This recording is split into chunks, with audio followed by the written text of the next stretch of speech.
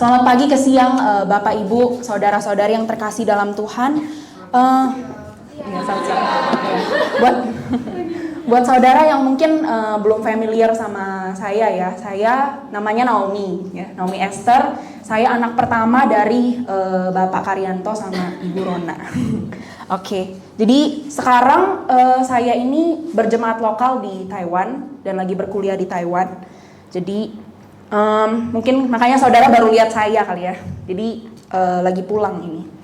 Nah, saudara, jadi sebenarnya Kamis minggu ini nih saya baru dapat kabar gitu loh dari Om Steph. Non, kamu khotbah ya? Khotbah di mana Om? Kan nggak mungkin di Taiwan ya, orangnya masih di Indo gitu. Khotbah di Serpong kata Om Steph. Ya saudara, di situ saya ngerasa deg-deg ser gitu ya.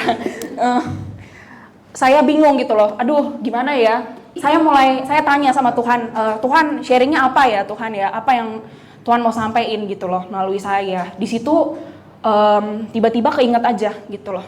Tuhan taruh di dalam hatiku, Tuhan taruh dalam ingatanku. Aku pernah baca satu buku di awal tahun ini gitu loh. Judulnya 5 Hindrances to Growing in God's Grace. Judulnya Kenneth Hagin. Ditulis oleh Pastor Kenneth Hagin.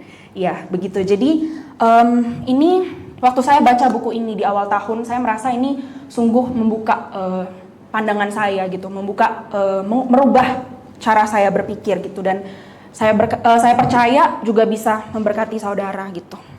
Oke, saudara, jadi seperti judulnya saudara, 5 Hindrances to Grace, bicara mengenai 5 penghalang dalam bertumbuh dalam anugerahnya Tuhan, saudara. Jadi kurang lebih sharing hari ini aku akan bicara mengenai bertumbuh dalam anugerahnya Tuhan. Jadi sebelum itu aku akan kupas sedikit mengenai anugerah ya saudara ya. Kita buka dulu di Efesus 1 ayat 7. Kalau sudah sampai boleh amin ya saudara, boleh katakan amin. Amin ya. Oke, kita baca bareng-bareng saudara. 1, 2, 3. Sebab di dalam Dia dan oleh darahnya kita beroleh penebusan, yaitu pengampunan dosa menurut kekayaan kasih karunia-Nya. Saudara, di dalam Tuhan, saudara, di dalam Dia, dalam Yesus Kristus, oleh darahnya kita beroleh penebusan. Kita beroleh pengampunan dosa karena kasih karunia. Amin saudara ya.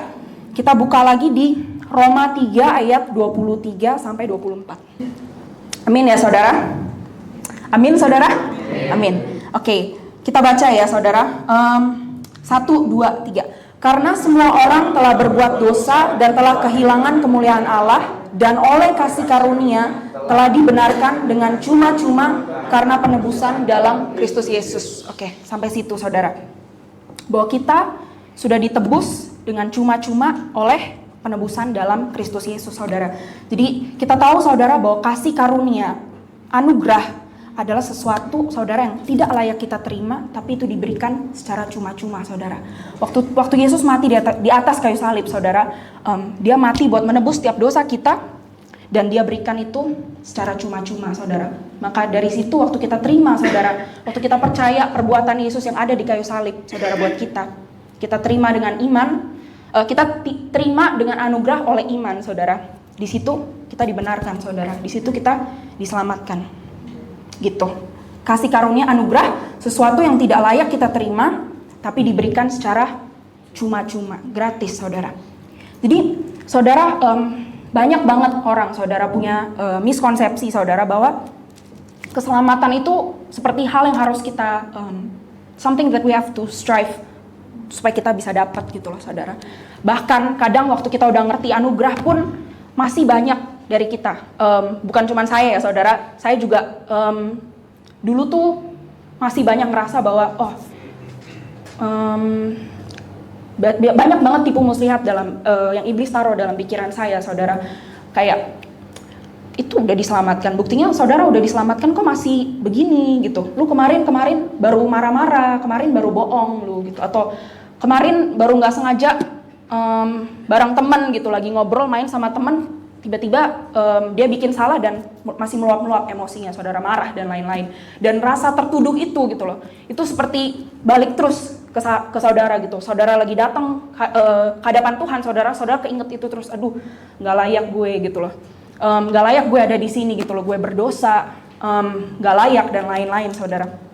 Ada saudara yang pernah ngalamin itu saudara? Yes. Ada ya, bukan cuma saya. Nah, jadi seringkali seperti itu saudara. Bahkan waktu kita tahu aja mengenai anugerah Tuhan, tapi masih bisa gitu saudara ada pikiran-pikiran seperti itu, saya tidak layak gitu. Kok saya kayaknya masih banyak penuduhan gitu loh saudara. Nah,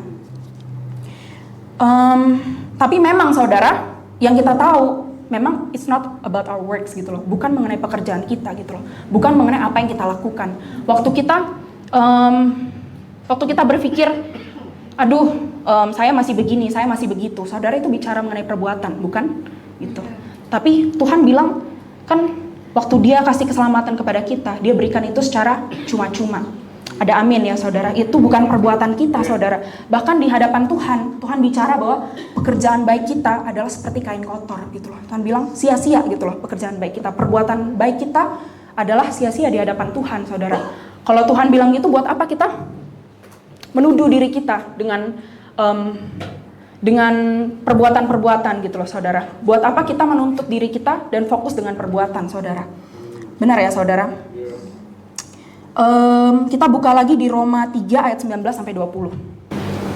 Amin ya saudara. Kita baca ya bareng-bareng ya saudara. 1, 2, 3. Tetapi kita tahu bahwa segala sesuatu yang tercantum dalam kitab Taurat ditujukan kepada mereka yang hidup di bawah hukum Taurat, supaya tersumbat setiap mulut dan seluruh dunia jatuh ke bawah hukuman Allah. Sebab tidak seorang pun yang dapat dibenarkan di hadapan Allah oleh karena melakukan hukum Taurat, karena justru oleh hukum Taurat orang mengenal dosa. Saudara, kita memang tidak pernah didesain untuk bisa memenuhi ketetapan hukum Taurat, saudara. Itu sebabnya kita perlu berada di bawah kasih karunia. Ada amin, saudara. Hukum Taurat itu justru menginsafkan kita bahwa kita ini butuh Tuhan, saudara. Bahwa kita ini nggak bisa, saudara. Bahwa tidak ada dari kita yang bisa memenuhi keseluruhan hukum Taurat. Ada amin ya, saudara. Dan kita buka lagi di Efesus 2 ayat 8 sampai 9. Ya, ini saudara seharusnya pasti sering dengar ya, saudara. Kita baca bareng-bareng ya, saudara ya. Sebab karena kasih karunia kamu diselamatkan oleh iman. Itu bukan hasil usahamu, tetapi pemberian Allah. Itu bukan hasil pekerjaanmu, jangan ada orang yang membenarkan diri. Tuhan bilang, kamu diselamatkan oleh karena iman, gitu. Karena kasih karunia oleh iman, saudara. Bukan hasil usaha kita, tapi itu adalah pemberiannya Allah sendiri, saudara. Amin ya, saudara. Jadi, kita hidup, saudara, diselamatkan oleh iman. Karena kasih karunia Tuhan. Amin ya, saudara. Nah, saudara, kenapa pengertian mengenai anugerah itu penting, saudara? Kenapa penting kita mengerti mengenai anugerahnya Tuhan, saudara? Karena anugerah, saudara, itu yang mendatangkan kerja keras. 1 Korintus 15 ayat 10. Oh ya, di bagian B-nya ya, 10B, saudara. Ditulis sebaliknya, aku telah bekerja lebih keras daripada mereka semua. Tetapi bukannya aku, melainkan kasih karunia Allah yang menyertai aku, saudara. Amin ya, saudara. Jadi anugerah yang mendatangkan kerja keras membuat kita ini bisa dipulihkan, saudara. Kita bisa menikmatin hadirat Tuhan, saudara. Kita bisa datang di hadapan Tuhan, saudara, dengan penuh keberanian, saudara, masuk ke tahta kasih karunia. Amin ya, saudara ya. Jadi anugerah itu membuat kita bisa jalan dalam Tuhan, kita bisa berlari dan nggak capek, saudara. Gitu. Karena emang it's not about what we do, saudara. Bukan mengenai apa yang kita lakukan, tapi waktu kita menerima anugerahnya Tuhan, saudara, kita menerima identitas yang Tuhan berikan, saudara. Maka it's not about works, tapi status, saudara, keluar gitu loh. Karena saya tahu siapa saya di hadapan Tuhan. Banyak orang bilang waktu sharing mengenai anugerah ya, saudara, banyak orang bilang, oh it's too good to be true gitu. Kayaknya nggak mungkin nggak sih?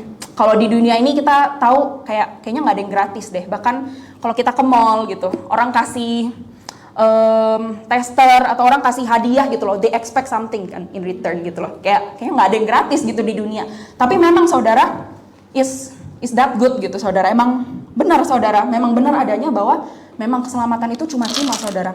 Memang itu adalah anugerah yang Tuhan berikan buat kita, saudara. Tapi ada satu hal, saudara, yang perlu kita note. Memang itu gratis. Memang Alkitab bilang bahwa itu adalah freely given, itu cuma-cuma, tapi it's not cheap, saudara. Itu nggak murah, saudara. Memang gratis, saudara, tapi harga yang dibayar Yesus di atas kayu salib itu nggak murah, saudara. Amin ya, saudara. Itu. Harga yang dibayar itu harganya apa, saudara? Yesus Kristus, saudara, anak tunggal dari Bapa, saudara. Dia mati di atas kayu salib dengan seharga darah anak domba, saudara. Kita buka di 1 Petrus 1 ayat 18-19. 1, 2, 3. Oke. Sebab kamu tahu bahwa kamu telah ditebus dari cara hidupmu yang sia-sia yang kamu warisi dari nenek moyangmu, itu bukan dengan barang yang fana, bukan pula dengan perak atau emas, melainkan dengan darah yang mahal, yaitu darah Kristus yang sama seperti darah anak domba yang tak bernoda dan tak bercacat. Saudara tahu harga yang dibayar, saudara, dengan darah yang mahal, darah Kristus sama seperti darah anak domba yang tak bernoda dan tak bercacat, saudara. Saudara, saya percaya, saudara, ada satu statement, saudara, once sense of value kita, sense of worth and sense of significance kita itu determines the quality of life we will live, gitu loh. Sebagaimana kita melihat diri saya berharga, sebagaimana saya tahu nilai saya, itu yang akan menentukan bagaimana saya akan hidup, gitu, saudara. Amin ya, saudara. Gitu. Dan ini, saudara, hanya bisa kita dapatin dari kasih Tuhan, dari kasihnya Dia. Bagaimana kita waktu kita mengenal anugerahnya, waktu kita mengerti anugerahnya Tuhan, saudara. Waktu saudara tahu harga saudara, your significance, your worth, nilai saudara itu seharga Yesus yang udah mati di atas kayu salib, saudara. Darah anak domba yang kudus, saudara gak akan main-main dengan hidup saudara. Amin ya, saudara. Gitu. Justru, saudara, yang aneh itu orang yang udah ditebus, saudara. Dia terima anugerahnya Tuhan, tapi hidupnya begitu-begitu aja, saudara. Biasa-biasa aja, bahkan kacau. Gitu. Itu aneh, saudara. Saudara perlu tahu bahwa itu gak wajar, saudara. Amin. Ya, oke. Kita buka, saudara, di Roma 12 ayat 1. Kita baca bareng-bareng ya, saudara. 1, 2, 3. Karena itu, saudara-saudara, demi kemurahan Allah, aku menasihatkan kamu supaya kamu mempersembahkan tubuhmu sebagai persembahan yang hidup, yang kudus dan yang berkenan kepada Allah. Itu adalah ibadahmu yang sejati, saudara. Di sini kemurahan Allah, saudara. Mercy of God, gitu. Mercy itu maksudnya apa sih, saudara? Mercy itu adalah compassion, adalah pengampunan, forgiveness shown towards someone who is within one's power to punish. Jadi yang seharusnya kita dihukum, saudara, tapi kita diberikan forgiveness, gitu. We are spared, gitu loh. Di situ maksudnya kemurahan, gitu loh. Hal yang seharusnya ditumpaskan kepada kita, kematian kekal yang seharusnya ditumpaskan kepada kita, itu dihapus, saudara. Amin ya, saudara. Itu diampunin, saudara. Amin. Nah, iya. Jadi karena itu, saudara, ditulis supaya kamu, karena demi kemurahan Allah, aku menasihatkan kamu supaya kamu mempersembahkan tubuhmu sebagai persembahan yang hidup. Kalau bahasa Inggrisnya, your bodies as a living sacrifice. Sacrifice, saudara, bukan cuma persembahan tapi sacrifice. Amin ya. Holy and pleasing to God, this is your true and proper worship. Gitu. Dengan kata lain, saudara, justru karena pengampunannya Dia, karena His mercy, karena pengampunan Dia, di mana kita seharusnya menerima tadi ya, saudara, kita menerima tumpasan itu, ganjaran yang seharusnya diberikan kepada kita, Dia yang tanggung, saudara. Gitu. And because of His righteousness, karena kebenarannya Dia, karena kemurahannya Dia, kita menanggapin kasih karunia-Nya Allah itu dengan mempersembahkan tubuh kita sebagai korban, saudara, as a living sacrifice. That is our response, saudara. Jadi justru, saudara, waktu kita mengerti anugerahnya Tuhan, saudara, itu is a natural response, gitu. Adalah sebuah respons yang natural. Kita itu memberikan tubuh kita sebagai persembahan yang hidup. We offer our bodies as a living sacrifice, saudara. Kasih karunia bukanlah excuse, bukanlah sebuah alasan untuk kita berbuat dosa, saudara. Justru pengetahuan akan kebenaran Tuhan itu juga bukan, aku quote. Bahasa Inggrisnya begini, knowing God's grace is not an excuse to sin, gitu loh. Ya, mengetahui kasih karunia Tuhan bukan alasan kita untuk berbuat dosa, saudara. It's not for granted, gitu loh. Knowledge of God's righteousness is not a license to do whatever gitu loh. Pengetahuan akan kebenaran Tuhan, the righteousness of God, bukanlah izin kita untuk bisa melakukan apapun, saudara. Gitu. Tapi justru tadi waktu kita mengerti kasih karunia itu justru yang menguatkan kita. It empowers us gitu loh, to present our bodies, to offer our bodies as a living sacrifice, saudara. Persembahan yang hidup, korban yang hidup, saudara. Gitu. Bukan ngambil sacrifice yang Yesus sudah lakukan di atas kayu salib untuk melakukan apapun yang kita mau, saudara. Gitu. Bukan sembarangan, saudara. Bukan lakukan apa aja yang kita inginkan gitu loh. Tapi waktu saya tahu benar apa yang Yesus lakuin di atas kayu salib buat saya, maka respon saya itu udah menjadi respon bahwa my response is sacrifice gitu loh. Korban, saudara. Tubuh saya gitu. God, let my body gitu. Let everything that I am gitu be a living sacrifice to you gitu loh. Amin, saudara. Gitu. Jadi bukan dipaksain, saudara. Bukan berfokus sama apa yang dilakuin. Bukan berfokus pada perbuatan, saudara. Amin. Tapi justru waktu kita tahu seberapa besar pengorbanan Yesus di atas kayu salib, gitu. That is my response, sacrifice, gitu. Amin, saudara ya. Jadi mari kita responin, saudara, the mercy and the grace of God, gitu loh, dengan sacrifice. Kalau ngomongin sacrifice ya, saudara, pengorbanan, saya suka satu cerita, saudara. Ceritanya lucu sih. Jadi ada satu ayam sama satu babi. Mereka lagi jalan-jalan, saudara. Di suatu peternakan gitu loh. Waktu mereka jalan, mereka berdiskusi nih satu sama lain. Mereka akhirnya they come to a conclusion, mereka mau bikin sarapan buat si petani gitu. Nah, si babinya nyeletuk deh, dia bilang gini, "Oh, punya ide nih gue." Dia bilang, "Gimana kalau ayam lu kasih telur ya?" Ayam yang ngomong. Ayamnya nyeletuk gitu, ngomong ke babi. "Gue kasih telur, lu kasih ham, gimana?" gitu. Adil kan ya, kita sama-sama bikinin sarapan buat si petani gitu. Gue kasih ham, gue kasih telur, lu kasih ham, dia bilang gitu. Dia bilang gitulah ya, saudara. Saudara ngerasa ada yang janggal nggak, saudara, dari cerita ini? Ada yang ngerasa gak adil ya, saudara ya? Karena begini, lalu si babi protes. Babi bilang ke ayam, "Lah, nggak adil dong lu," gitu. Kalau telur namanya offering, kalau ham namanya sacrifice gitu, saudara ya. Jadi mungkin kalau misalkan mau dibilangin perbandingan offering sama sacrifice itu seperti cerita itu, saudara. Ayam sama si babi, saudara. Jadi Tuhan itu nggak mau offering kita, saudara. Tuhan nggak mau persembahan kita, saudara. Dia mau hidupmu, saudara. Dia mau hidup kita, saudara. Amin ya.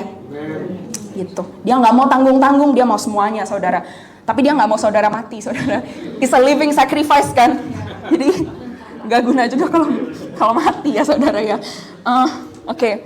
Jadi itu kurang lebih sedikit mengenai anugerah.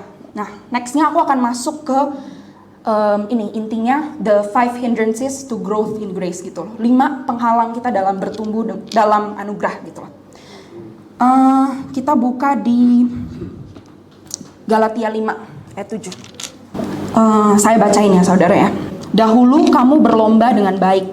Siapakah yang menghalang-halangi kamu sehingga kamu tidak menuruti kebenaran lagi?" gitu loh. Bahasa Inggrisnya, saudara, "You were running a good race. Who cut in you to keep you from obeying the truth?" gitu loh. Ini banyak banget tantangan orang Kristen gitu. Banyak yang bertumbuh, tapi nyampe satu titik mulai stagnan gitu, saudara. Gitu. Jadi suam-suam kuku gitu loh. Terus menerus stuck di situ gitu, saudara. Nggak bertumbuh, saudara, gitu. Dan itu seperti banyak saudara gereja yang kayak gitu, saudara, stuck gitu loh. Nggak bertumbuh, terus menerus di situ gitu loh. Muter-muter di situ masalahnya dan ya nggak bertumbuh gitu, saudara. Nah, ada 5 penghalang, saudara, bertumbuh dalam anugerah. 5L, semuanya dimulai dengan L. Yang nomor 1, lightness in the world. Bahasa Indonesianya, saudara, menganggap gampang atau ringan keduniawian, saudara. Poin ini bicara mengenai apa sih, saudara? Poin ini bicara mengenai hal-hal yang kita konsumsi, saudara. Hal-hal duniawi yang kita anggap ringan, saudara, yang kita masih konsumsi, saudara. Hal yang kita lihat, hal yang kita dengar, saudara. Saudara percaya nggak? Ada nggak dari saudara yang ngalamin, saudara, waktu kita udah benar-benar ngalamin Tuhan, saudara, kita ngalamin the realness of God. Contohnya, ada dari saudara yang ikut camp Apostelo kemarin ya, saudara ya? Ada ya? Boleh tangannya? Oke. Kurang lebih kelihatan dari sini sih 20% ya yang angkat tangan, saudara. Ada saudara yang ikut apostelo, saudara? Yes. Kali ini 80%. Oke. Saudara, kita setuju ya saudara, hadirat Tuhan begitu luar biasa waktu camp kemarin, saudara. Benar-benar, saudara ngerasain gak sih waktu kita udah mengecap seberapa real Tuhan kita itu, saudara. Kita gak akan cari yang abal-abal, saudara. Kita gak akan balik lagi ke yang abal-abal. Contohnya, contohnya banyak kesaksian, saudara. Orang mengenal Tuhan, ngalamin Tuhan, RE dan segala macem, mereka itu haus banget gitu loh, saudara. Baca firman, haus banget dengar lagu rohani, saudara, gitu. Dengar lagu dunia tuh kayak nggak relevan aja, apa sih ini gitu loh. Bener ya saudara ya, gitu. Tapi di situ saudara masalahnya gitu. Banyak orang yang mungkin di awalnya kayak gitu saudara, tapi di belakangnya jadi kendor. Dengerin lagu dunia dikit, nggak apa-apa lah gitu loh. Dengerin dikit-dikit aja, nggak apa-apa. Ntar lama-lama dengerin lagi saudara, gitu. Saya nggak pernah lihat saudara orang yang benar-benar hidupnya rohani dan dipakai Tuhan, tapi suka menghabiskan hidupnya dengerin lagu dunia, saudara. Nonton drama Korea, saudara. Apalagi penuhin hidupnya dengan apa? Novel romansa dunia, gitu, saudara.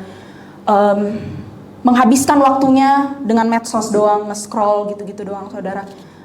Saudara, sulit mau dipakai Tuhan kalau engkau kasih makan terus kedaginganmu, saudara. Waktu engkau konsumsi hal-hal itu, lightness, waktu engkau menganggap gampang, engkau menganggap ringan keduniawian. Sulit, saudara. Tuhan mau pakai saudara kalau saudara kasih makan terus daging saudara. Roh saudara perlu dikasih makan, saudara. Amin ya, saudara. Kita ini, waktu kita udah tasted, waktu kita tadi benar-benar mengalami the realness in the heavenly realm, kita nggak akan mau denger lagu semata-mata cuman karena beatnya aja yang enak. Kita akan cari yang lebih, saudara, lebih dalam gitu. Amin, saudara ya. Gitu. Ya, saudara, you cannot enjoy lagu rohani tapi engkau juga enjoy lagu duniawi, nggak bisa, saudara. Saudara harus pilih, saudara. Amin. Gitu. If you feed your flesh, you will starve. If you feed your flesh, you will starve your spirit. Gitu. It's either one of them, gitu loh. Engkau kasih makan rohmu, atau engkau telantarkan rohmu, atau engkau kasih makan kedaginganmu, gitu loh, saudara. Kita perlu kasih makan rohani kita, saudara. Kita worship, kita dengerin lagu yang memberkati rohani kita, saudara. Gitu. Baca firman, baca buku rohani yang memberi makan rohani kita, saudara. Amin ya. Gitu. Oke, kedua, looseness, kendor, saudara. Looseness, kendor, gitu loh.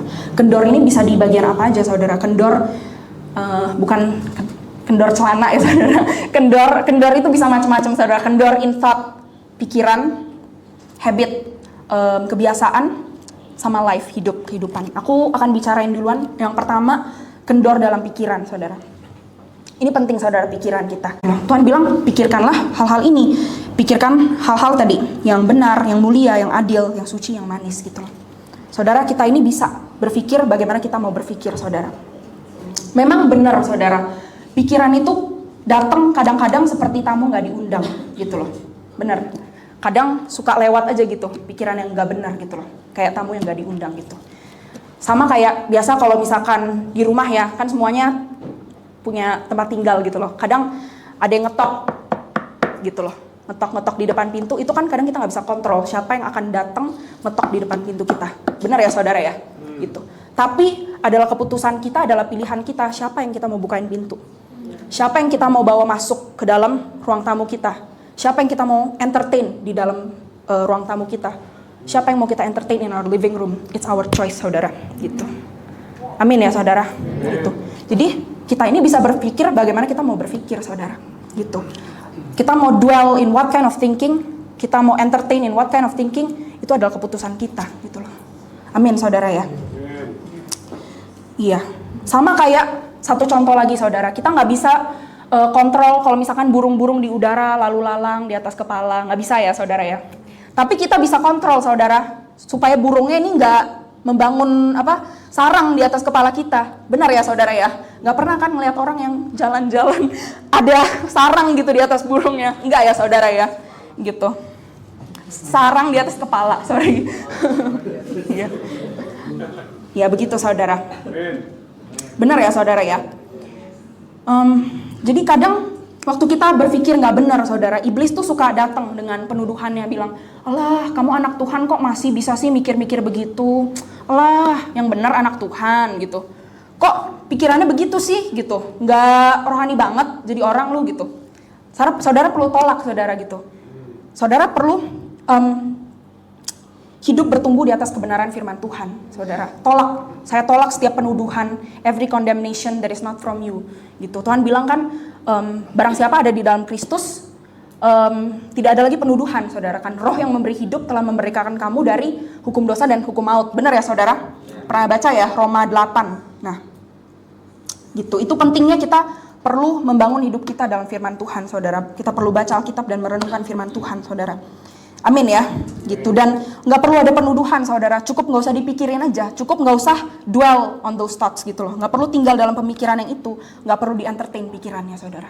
Benar ya, amin ya, amin. Oke. Iya. Dan satu cara lain, saya lumayan suka saudara waktu ada pikiran-pikiran nggak benar saudara, anxiety, fear. Kita muji menyembah Tuhan aja saudara. Saudara tahu ada kuasa dalam pujian penyembahan saudara. Amin ya. Oke. Lalu yang kedua tadi kan kendor dalam looseness kan. Looseness in thought gitu loh. Kendor dalam pikiran. Yang kedua habit, kebiasaan saudara. Saudara percaya atau enggak, saudara waktu kita enggak teratur saudara. Waktu kita disorganized in one area of life. Saudara tahu this can carry over to your spiritual being, saudara. Gitu. Waktu saudara kendor dalam kebiasaan saudara, ini bisa carry over tadi ya ke spiritual being. Contohnya, saudara paling simple, procrastination, saudara, menunda-nunda, gitu. Kita suka nunda-nunda deadline, saudara, nunda-nunda sampai paling ujung, gitu. Belum hari terakhir, belum jam terakhir, belum dikerjain, gitu, saudara. Tunda sampai paling pinggir. Saya mau kasih tauin saudara, tidak menutup kemungkinan saudara juga seperti itu sama Tuhan gitu. Saudara kasih waktu sama Tuhan, hubungan dengan Tuhan di pinggir-pinggir. Ini masih jam 11, aduh lanjutlah main gamenya gitu. Masih jam 11 lanjutlah kerjaannya gitu, nanti deh gitu. Sampai jam 2 gitu, jam 3 baru saudara kasih waktu saudara buat Tuhan gitu loh. Jadi saudara, waktu kita kendor saudara in one area of life, benar, ini bisa carry over saudara gitu. Saudara, saya percaya bahwa dunia fisik itu juga adalah representasi dari dunia rohani gitu, saling berhubungan saudara. Apa yang terjadi di alam rohani itu yang termanifestasi dalam dunia fisik saudara. Amin ya saudara ya. Gitu. Yang ketiga saudara, looseness in life, kendor dalam hidup. Ini lebih ke bicara mengenai dosa imoralitas saudara, dosa seksualitas gitu. Seringkali saudara, saya pernah dengar cerita. Jadi ada orang yang kelihatannya rohani banget di luar saudara.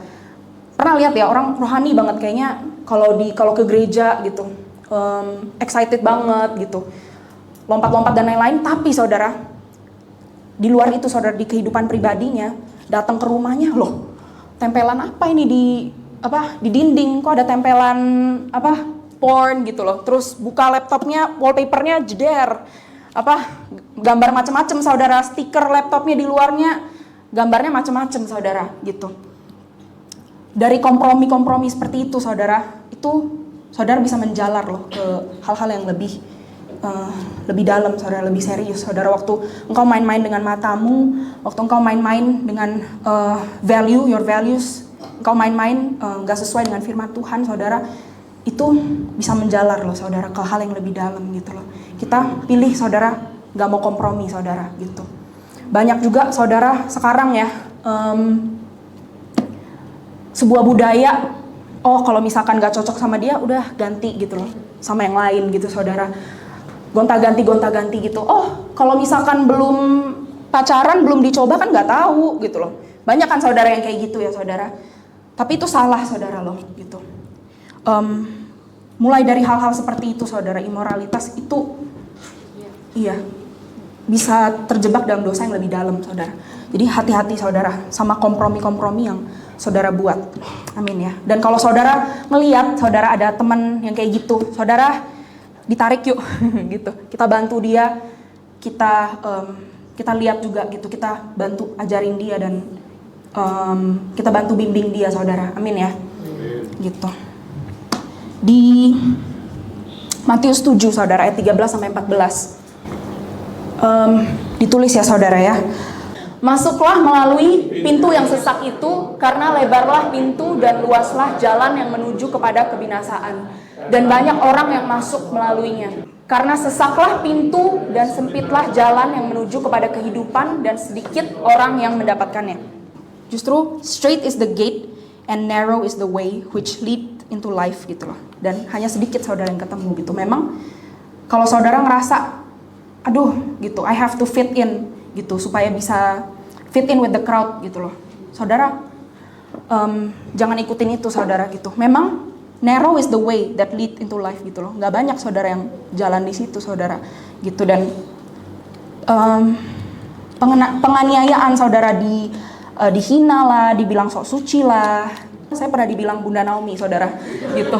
Itu biasa saudara. Jangan karena kata-kata kayak gitu saudara jadi aduh harus gimana gitu loh, harus ngapain supaya bisa fit in. Enggak saudara gitu. Bahkan Tuhan bilang kan, berbahagialah orang yang dihina karena aku, karena namaku kan gitu. Tuhan bilang seperti itu gitu. Oke, jadi tadi ya looseness saudara. Yang ketiga saudara lazy malas saudara. Tadi lightness, looseness, ketiga lazy, malas. Malas dalam arti apa saudara? Orang Kristen yang membiarkan kedagingan mendominasi hidup mereka, melakukan apapun yang kedagingan mereka inginkan gitu loh. Membiarkan si daging ini mendominasi saudara gitu. They do whatever the body wants them to do gitu loh. Apapun yang flesh mau ya diikutin aja, diturutin aja gitu saudara. Saudara perlu tahu kita ini manusia roh saudara. Kita hidup dipimpin oleh roh, bukan kedagingan saudara. Amin. Itu. Memang keinginan daging itu berlawanan dengan keinginan roh gitu saudara. Dan roh berlawanan dengan daging karena keduanya bertentangan. Galatia 5 ayat 17 saudara gitu. Tapi Paulus bilang apa? Di 1 Korintus 9 ayat 27. Oke. Amin ya saudara. Oke, kita baca bareng-bareng ya. 1, 2, 3. Tetapi aku melatih tubuhku dan menguasainya seluruhnya, supaya sesudah memberitakan Injil kepada orang lain, jangan aku sendiri ditolak. Kalau di bahasa Inggrisnya saudara, Paulus bilang, I keep under my body, dia bilang, and bring it unto subjection.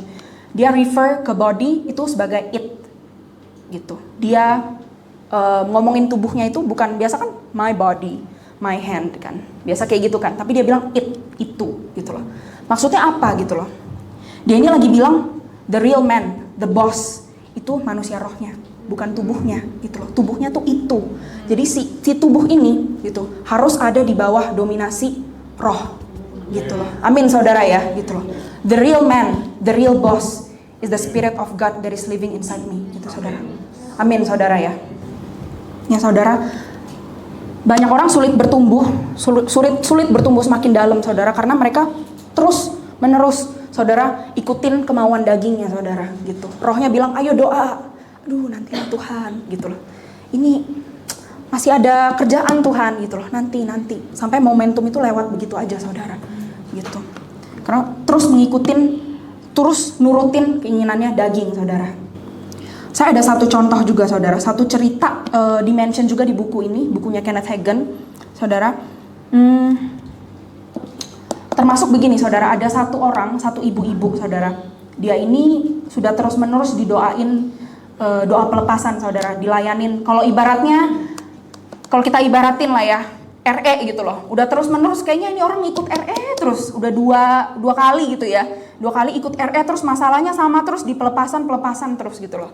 Gitu. Dia minta, aduh Pastor tolong doain saya gini, saya nggak bisa lepas dari dosa saya yang ini gitu loh gitu. Nah kasusnya mirip kayak gitu sama Kenneth Hagin. Jadi pada satu Sunday service, satu pelayanan gitu, dia ngeliat ibu-ibu ini duduk di samping gitu, di bagian row depan gitu. Dan dia lagi nangis-nangis. Dia nangis-nangis, dia teriak-teriak sama Tuhan, Tuhan saya mau lepas Tuhan, saya mau lepas gitu loh. Dan ibu ini udah terkenal, sering banget dilayanin kayak gitu loh. Akhirnya si Kenneth Hagin datengin ibu ini, dia nanya lah sama ibu ini, Bu, ibu kenapa gitu loh, mau dilepasinnya kenapa ini, ada apa sih yang buat hatinya gusar gitu loh, kenapa kenapa ibu gitu. Terus ibunya bilang, saya ini Pak, saya ini kecanduan rokok gitu loh, saya kecanduan ngisep gitu loh, apapun yang ngisep, rokok gitu-gitu ngisep, dia kecanduan gitu loh, susah untuk lepas. Dia bilang, udah doain sana sini nggak lepas gitu. Saat itu Kenneth Hagin dia kayak kebuka aja gitu loh, pewahyuan yang Tuhan berikan buat dia, ibu ini harus lepasin rokoknya gitu loh. Ibu masih bawa kan di dalam tas ibu harus buang, ibu harus lepasin gitu loh. Sekali ini itu keputusan ibu untuk lepasin rokoknya gitu loh. Gitu. Nah, ibunya awalnya harus dilepasin ya Pak ya, harus saya yang buang ya Pak ya gitu. Terus dia buka itu tas dia lihat lagi rokoknya dia. Aduh, nggak bisa saya lepasin. Udahlah gitu. Dia simpen, pergi dia gitu. Saudara, Tuhan itu nggak ada pelayan yang bisa bantu saudara. Tuhan juga nggak bisa bantu saudara kalau saudara nggak ambil keputusan buat diri saudara sendiri. Kalau saudara terus ngikutin daging saudara, nggak ada yang bisa bantu saudara. Tuhan pun nggak bisa bantu. Pastor yang udah diurapin sedemikian rupa pun, Kenneth Hagin, saudara nggak bisa bantu karena dia sendiri nggak mau lepasin saudara. Dia sendiri nggak mau turutin manusia rohnya dia masih turutin manusia dagingnya dia saudara. Sama saudara. Amin ya saudara. Keempat saudara, L-nya loquacity, itu artinya talkative saudara. Saya bukan bilang nggak boleh cerewet saudara, bukan gitu loh. Bukan nggak boleh banyak ngomong, cerewet itu bukan saudara. Tapi maksudnya apa di sini loquacity, talkative ini maksudnya apa? Ceplas-ceplos saudara, asal bunyi gitu loh. Asal bunyi, gosip, ngomongin orang saudara. Bahkan Alkitab bilang saudara di Amsal 10 ayat 19 ya, aku bacain ya saudara, di dalam banyak bicara pasti ada pelanggaran, tetapi siapa yang menahan bibirnya berakal budi saudara. Di dalam banyak bicara pasti ada pelanggaran, firman Tuhan bilang gitu. Terus di Ecclesiastes 10 ayat 14 oke, ya. A fool is full of words gitu loh. Kalau misalkan di NIV-nya saudara, fools dia multiplies words gitu. Orang yang bodoh itu penuh dengan kata-kata saudara. A man cannot tell what shall be and what shall be after him who can tell him. Dibilang gitu saudara. Terus bahkan di Yakobus saudara, Yakobus 1 ayat 19, aku bacain aja ya saudara. Hai saudara-saudara yang kukasihi, ingatlah hal ini. Setiap orang hendaklah cepat untuk mendengar, tapi lambat untuk berkata-kata dan juga lambat untuk marah gitu loh. Bahkan Tuhan bilang setiap orang hendaklah cepat untuk mendengar gitu loh. Be quick to listen gitu loh. Be a good listener. Tapi lebih lambat untuk berkata-kata, lebih lambat untuk marah. Saudara, percaya atau enggak saudara, semakin kita ceplas-ceplos juga semakin gampang tuh keluar kata-kata yang kita nggak tahu bisa insult orang gitu, bisa nyakitin orang saudara. Benar ya? Jadi bukan bicara kalau talkative, kalau cerewet itu salah saudara, tapi ini juga lebih ke kita menjaga saudara. Ada waktunya kita ngomong, ada waktunya kita ambil waktu untuk berdiam diri sama Tuhan.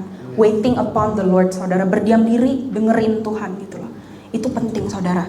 Itu belajar untuk wait upon the Lord dan mendengar Tuhan gitu loh. Ada orang yang bilang, kok saya kayaknya susah banget dengar suara Tuhan. Kayaknya banyak yang bilang, aduh dengerin suara Tuhan kayaknya gimana sih, susah banget sih gitu. Sebenarnya saudara, Tuhan itu selalu bicara sama kita saudara. Masalahnya kitanya yang dengerin atau enggak saudara gitu. Terkadang saudara, alasannya saudara, banyak orang gak pernah mendengar apa yang dia katakan karena kita gak cukup tenang gitu loh. Mereka tidak cukup tenang untuk mendengarkan dia, tidak pernah meluangkan cukup waktu untuk mendengarkan dia gitu. Gak pernah luangin waktu untuk dengerin, diem, dan Tuhan apa nih what's next gitu saudara gitu. Atau kadang saudara sibuk banget sama hal-hal yang di luar, masalah ini, masalah itu gitu. Penuh banget pikirannya, sibuk sama pikiran-pikiran di luar gitu loh. Terus nanggepin hal-hal yang di luar saudara. Saudara lupa untuk diem dan dengerin Tuhan ngomong apa gitu. Gitu.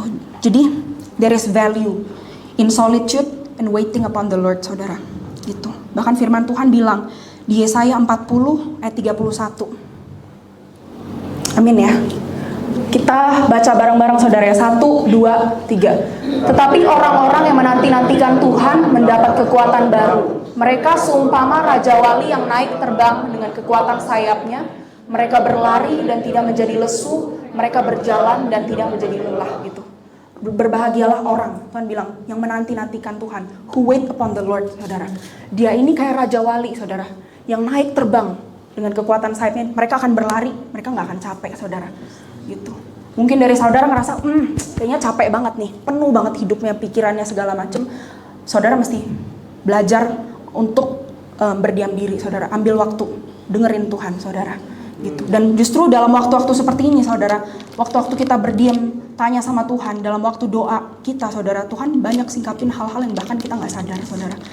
Luka yang bahkan kita masih punya, saudara. Hal-hal yang kita nggak sadar, Tuhan banyak singkapin, Tuhan banyak cerita, saudara, banyak kasih tahu. Tapi apakah kita luangkan waktu kita, saudara, untuk dengerin Tuhan? Apa yang dia mau ngomong sama saya? Amin ya, saudara. Terakhir, saudara. Tadi lightness, looseness, laziness, loquacity. Terakhir, like the world. Ini sources cukup jelas ya, saudara. Orang-orang dunia ini hidup dalam ketetapan duniawi, mengikuti cara hidup dunia, saudara. Yang kelima ya. Di Roma 12 ayat 2, saudara. Amin ya, saudara.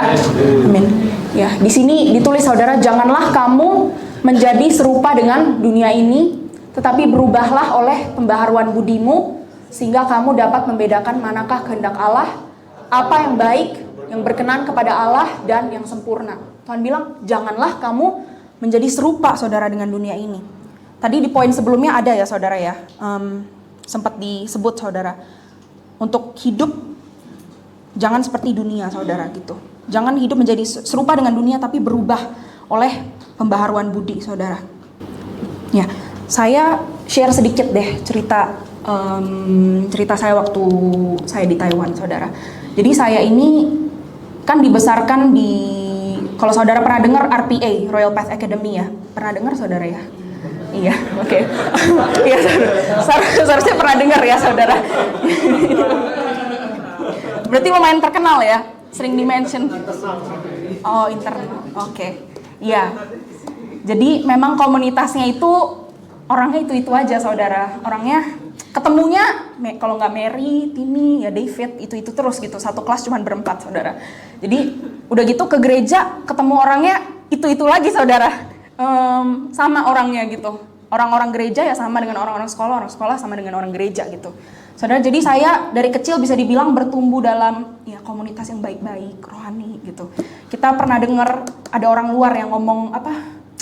Stupid, kita kayak kayak ini orang nggak bener ini ngomongin stupid gini nggak bener banget gitu. Langsung kita kucilin kayak gitu, saudara, dulu kita, saudara.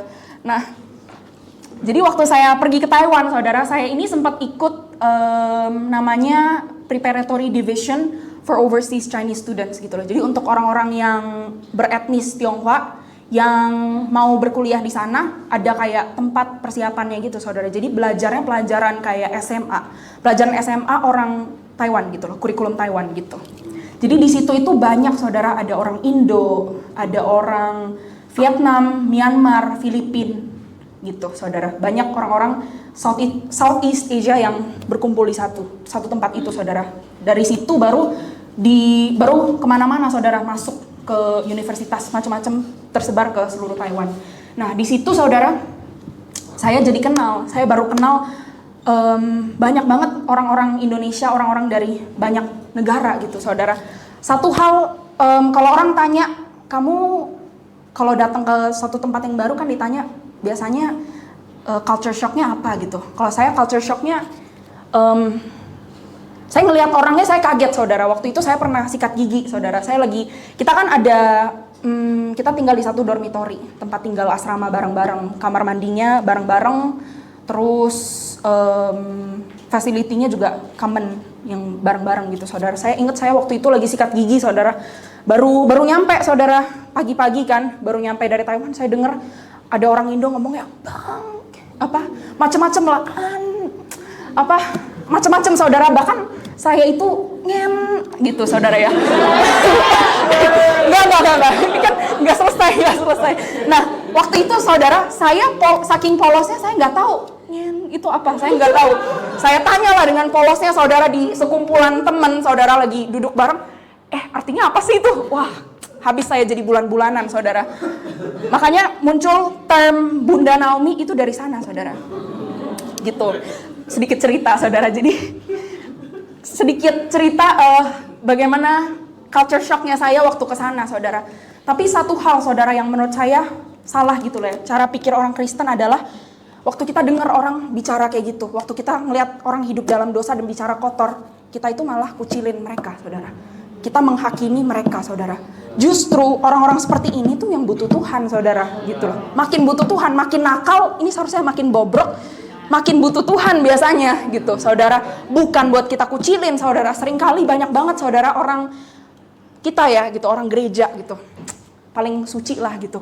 Orang ngelihat orang masuk ke dalam gereja gayanya kayak tindik sini, tindik mana lagi, di sini ya, dipuser lah pakaiannya kayak gitu saudara. Kita ini malah kucilin mereka saudara. Kita malah kayak omongin dan menghakimin mereka saudara. Orang-orang seperti ini justru yang perlu dirangkul saudara. Satu hal yang saya seselin saudara waktu nyampe sana gitu. Saking shocknya saya tuh jadi ngelihat orang tuh saya skeptis saudara, saya hakimin mereka gitu loh. Yang itu adalah salah saudara.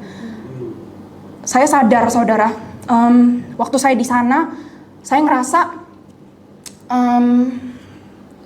saya itu jadi mati karena saya ini ngelihat teman-teman saya hidup dalam dosa. Setiap hari kerjanya minum-minum, setiap hari ke klub, hubungan bebas, tapi saya diem saudara. Itu buat kita mati saudara. Dan saya rasa banyak banget yang terjadi. Apa yang bikin banyak orang Kristen mati saudara? Mereka nggak gerak. Mereka ngelihat komunitasnya hidup dalam dosa, tapi mereka diem saudara. Gitu. Kita orang Kristen saudara, kita nggak pernah didesain untuk to be on the defense mode. Kita nggak pernah didesain untuk posisi bertahan saudara. We are designed for the offense saudara, bukan defense. Gitu saudara. Gitu. Kita perlu gerak saudara. Kalau orang bilang, aduh sok suci lu, ya anak Tuhan, ya memang anak Tuhan gitu loh. Terus lu anak apa? Anak setan kan gitu. Dan satu hal yang berkesan saudara, waktu Om Steph datang ke Taiwan, Om Steph bilang gini, dan ini masih benar-benar saya simpan dalam hati saya. Om Steph bilang, kita ini ngelakuinnya bener loh, yang kita lakuin bener, ikut Tuhan gitu loh. Tapi buat apa malu gitu loh? Buat apa kita malu waktu ditanya teman, lu kenapa nggak bisa ikut nongkrong hari ini? Gue mau ke komsel atau ke gereja, kita tuh kadang nggak enak gitu mau ngomongnya gitu loh saudara. Ada saudara pernah begitu? Atau cuman saya? Ya pernah ya saudara ya. Kadang kayak aduh nggak enak deh kalau mau ngomong ke persekutuan, mau doa, mau gereja, nggak enak ngomongnya gitu saudara. Buat apa nggak enak saudara gitu? Mereka terang-terangan hidup dalam dosa yang kita tahu salah. Mereka bisa terang-terangan kayak gitu, kenapa kita nggak bisa terang-terangan lakuin yang benar saudara gitu. Jadi ini waktunya saudara, bukan waktunya kita dalam posisi bertahan saudara, enggak gitu. Kita perlu pancarin saudara the truth, kebenaran, terangnya Tuhan dalam hidup kita gitu. Dunia ini seperti yang beberapa minggu lalu Om Steph pernah khotbahin ya, dunia ini menunggu-nunggu kemuliaan Yesus dinyatakan melalui gerejanya saudara. Gereja kalau diem, gereja kalau sama aja seperti dunia gitu loh. Apa bedanya kita saudara? Di mana terangnya saudara? Kita perlu gerak saudara, nggak usah takut gitu loh. Nggak usah takut dianiaya, nggak usah takut diomongin karena itu biasa saudara gitu loh. Amin ya saudara ya. Jadi mari kita hidup saudara dikhususkan saudara gitu. Tidak sesuai dengan apa yang dunia katakan saudara, hidup tidak sesuai dengan dunia, tapi hidup berdasarkan manusia roh yang di dalam kita gitu loh. Roh Yesus yang hidup gitu loh, roh Yesus yang berkuasa dalam kita. Itu perlu kita salurin ke orang lain. Karena kalau nggak kita siapa lagi saudara gitu loh. Sekarang saya kalau mau balik ke sana, mau ketemu lagi sama orang yang sebelumnya udah telat saudara, udah di mana-mana gitu loh. Gitu, udah telat waktunya gitu. Jangan sampai telat saudara gitu. Amin ya saudara ya.